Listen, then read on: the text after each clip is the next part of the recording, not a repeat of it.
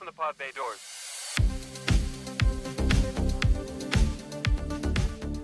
Greetings and welcome to another exciting episode of The Cinematic Traveler.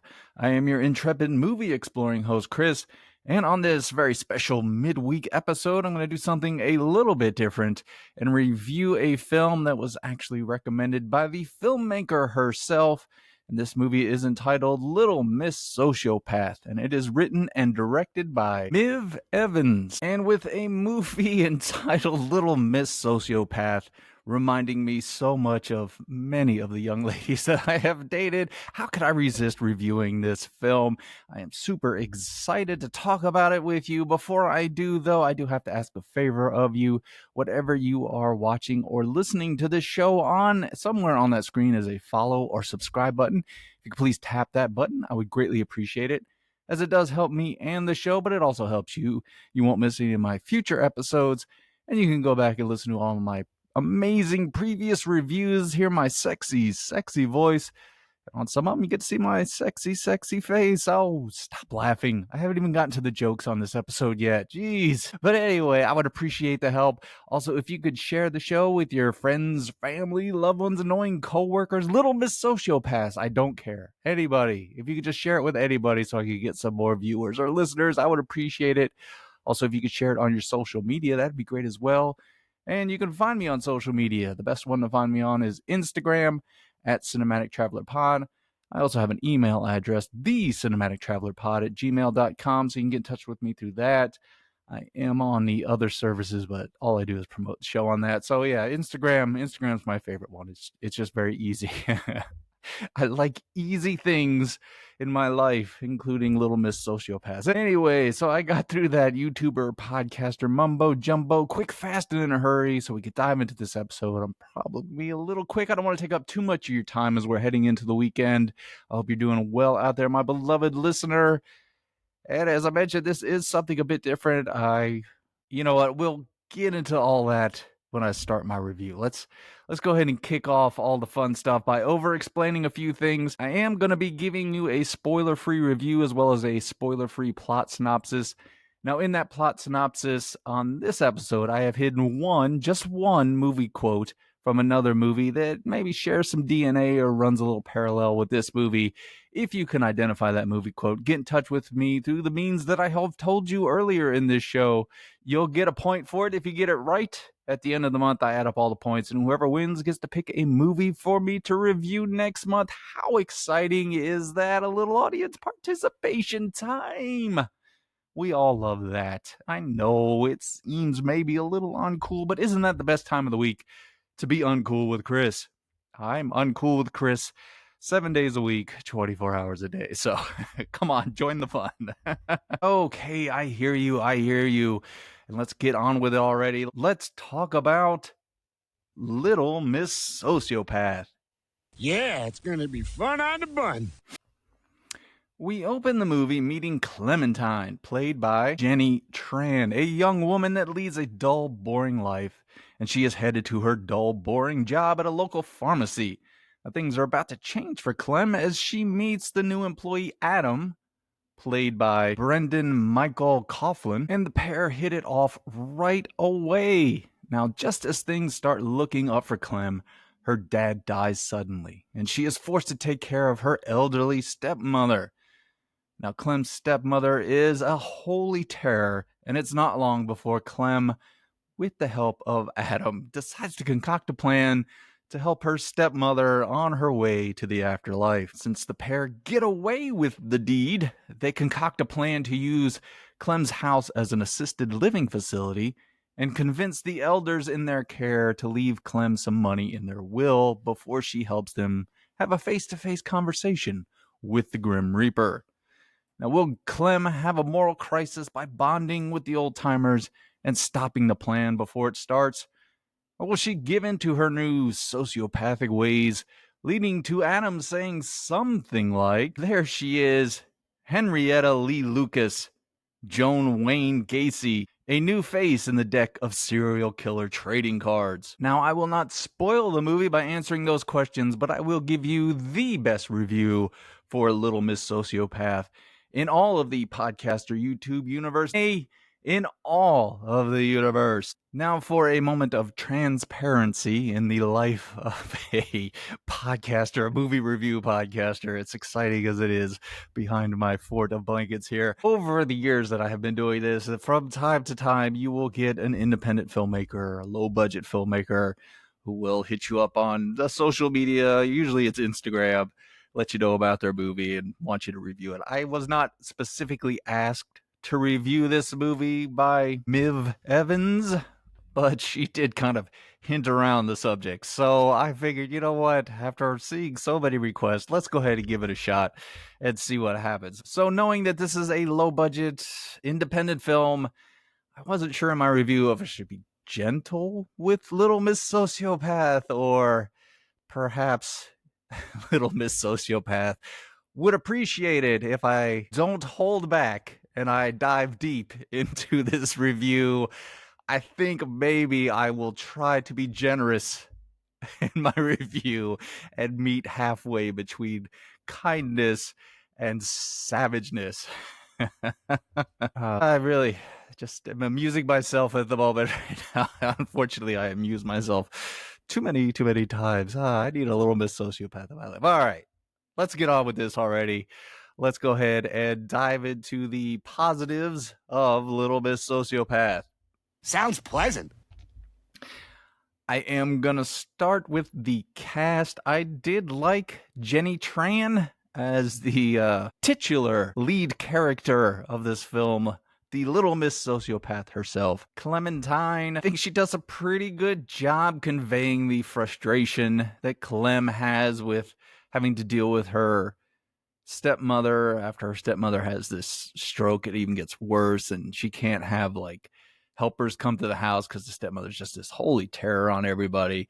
So you could kind of see her getting to the break. I'll be honest with you, there were some points in the movie, especially because the lady that was playing the stepmother, I give her credit for her overacting because it got to be really annoying. So I was really rooting for Clem to go ahead and inject that morphine into her stepmother until she was no more. So I think that Jenny Tran does a good job with that. She has some good comedic moments, and she also conveys some vulnerability, some likability. You were cheering for her. She's adorable. I will give her that as well. I think she has good chemistry with Brendan Michael Coughlin, who plays Adam. He actually injects a lot of life into this movie. I think he's got a good sense of comedy. I think, again, both of them work well off of each other, but he's playing this guy who has this big crush on her, but he's trying to, I guess, play himself up. So he tells a lot of big, tall tales about his life. Like he's got a Porsche, and one of the funnier lines in the movie that I'll bring up in a minute about his penthouse. But, you know, he's always sort of over embellishing himself to try to impress her. So it's kind of a recurring bit throughout the movie. He also goes from being her partner in crime to being a bit of her moral compass. And, you know, you can see how important she is to him and how important he is to her. And like I said, I think they have a good chemistry, a good mixture together that keeps you invested, at least in their journey throughout this movie. The other actor that I liked in this film, and I hope this is the right one, Pamela Shaw as Erica, the older lady that ends up staying in the assisted living part of the house. She's sort of this over the top, God, I don't know. I guess she's an alcoholic. She likes to have a good time. She likes to entice the older men that are staying in the assisted living, and she's kind of the life of the party. And you can tell she's really having a good time. Again, she's playing it over the top, but I think that's what that character needs. And it kind of injects some life into the film. So I think those are probably the main performances I enjoyed. Again, I understand that this is a low budget film, so I'm not creating too harsh on some of the acting in the movie. I understand that some of these people were probably just, hey, could you come be in my movie and say a couple of lines? Some of them, I think there's a lawyer lady. I think she kept almost laughing every time she said her line. So I get it. So I'm just going to highlight the positive performances in the film. And while the subject matter of the movie might seem a bit dark, I think that's kind of what this movie is going for, sort of dark comedy. There are some moments that I did actually laugh out loud. I will say I think I laughed more at this movie than I did at Hell of a Summer.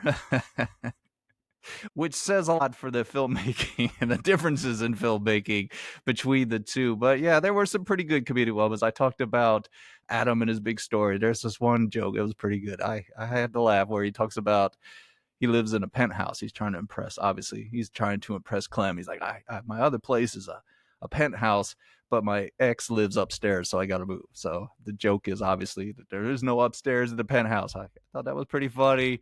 There's some good bits with Clem as well. I think there's one moment where her stepmother, after she has the stroke, she's in a hospital, and Clem asks the doctor, what's she going to be like when I get her home? And the doctor's like, well, she's not going to be as pleasant as she was before. And Clem has this narration throughout the movie, and she just suddenly goes, "Oh no," or "Oh shit," or something like that. I had a good laugh about that. But yeah, there were some moments. Like I said, the older lady, I think that was Erica, was her name.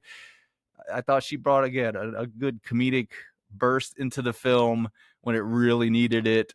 So yeah, some of the comedy does pay off in the movie. I think especially early on in the film, I think there's some better bits there, but we'll get into some of that later. My final positive for the movie, it's about an hour and a half long, so you can't beat that, especially when you are dealing with any kind of comedy and horror. If you could get an hour and a half, that's like the perfect timing for the movie.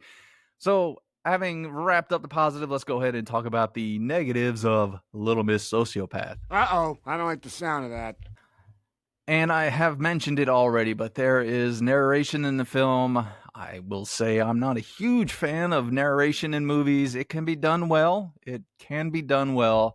But most of the times it's a bit annoying because I'm watching a movie. So just show me everything, especially with this narration. There's a lot of stuff that gets said where I'm like, okay, I see what's happening on the screen. Just show it to me. You don't have to explain what I am watching. Also, I think there's some points with the narration where, again, it's almost too much. There's times where it feels like it's overlapping over dialogue and stuff. So I was kind of missing some stuff here and there.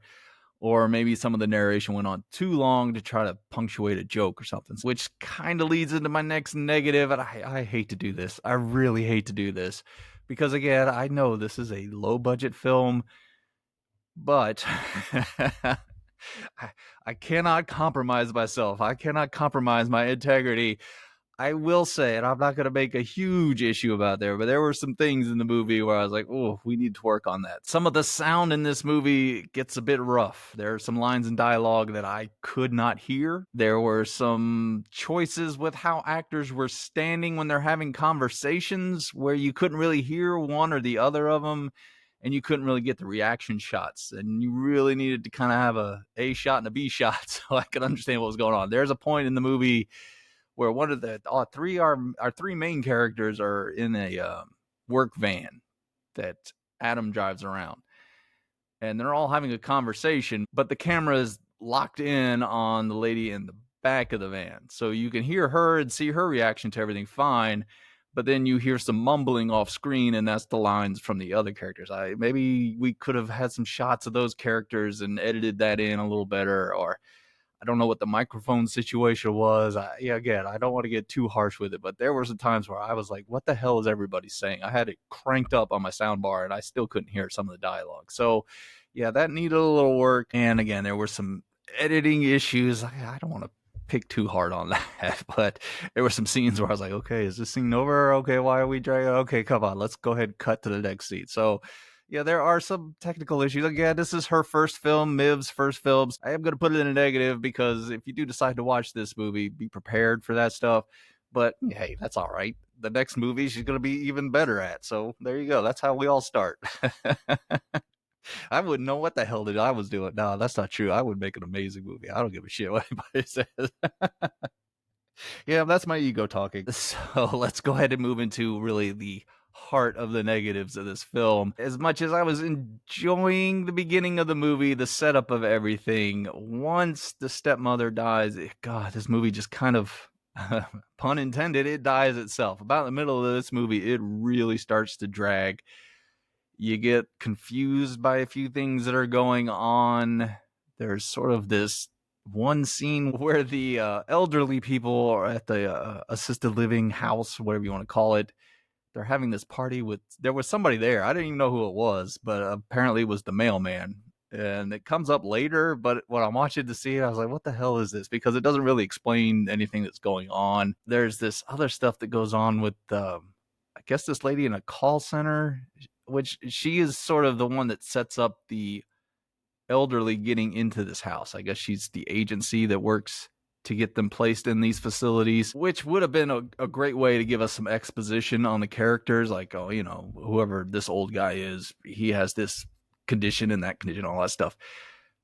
And it might have been in there. I'll admit I was kind of zoning out at certain points, but I think there's also this character, the lady she talked to at a call center or whatever. She's played for laughs, but I don't think I really got a lot of the jokes in it. There's something with her boss, and it happens where you don't really see her boss until the end of the movie. I don't know. It was kind of like, all right, we don't really need this. It adds filler to the movie that I was like, okay, this is kind of dumb. Plus the jokes weren't very good. And that moves into, I guess, my other negative for the actual movie was, I guess, the tone of the film. I'm assuming this, rightfully so, it should be a dark comedy about, when she's having to deal with her elderly stepmother's driving her crazy, and she makes the decision to euthanize her. And it's played up for laughs. So let's get that out of the way early. This movie is not to be taken seriously from the start of the movie. They make that clear. So I appreciate that. But then you never really get Little Miss Sociopath. They have this plan, like I said, to kind of bilk money out of these elderly people before they die and then kind of help them on their way. They give them morphine shots. Which another thing I didn't understand was why Adam was so willing to help Clem. I think maybe if we'd have trimmed out some things and maybe earlier in the movie we could have had more with them, or maybe instead of him being a new employee, maybe they worked together for years and he's just had this crush on her and this is his chance to prove his love or something like that. So I could have bought in it because he just decides to help her kill people. I mean, I'm like, whoa, that's a big statement. Now, I will admit, if she climbed on my lap like she does climb on his lap, I probably would have killed somebody as well. But don't follow my moral compass. But anyway, yeah, I kept waiting for her to kind of maybe steer into Little Miss Sociopath to be, she wants to kill people. Like there's this nosy neighbor.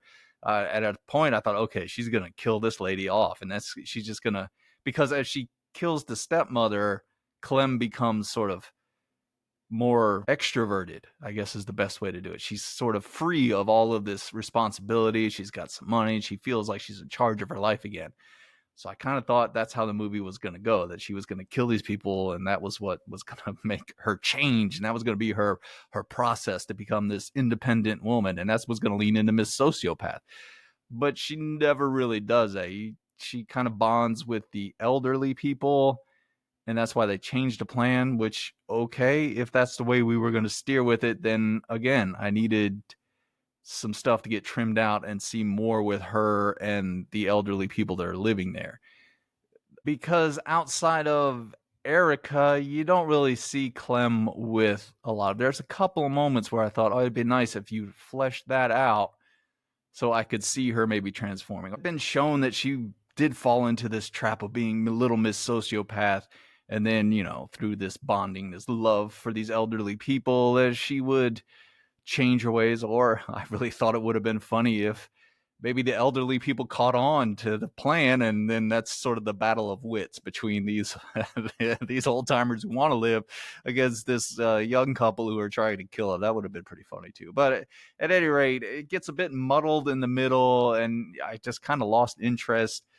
I mentioned some of the side stuff with like the call center lady and the neighbor that really doesn't go anywhere. It's kind of, again, it feels like it's filler. It feels like, okay, we got to get to 90 minutes, so let's add. There's this one point where the nosy neighbor comes over and she's peeking through the window, and she sees like the old people are drinking and dancing around, and she can hear the music. So she's in the driveway dancing outside the window, and it goes on for a very long time. And I was like, come on, just, this is pointless. This is stupid.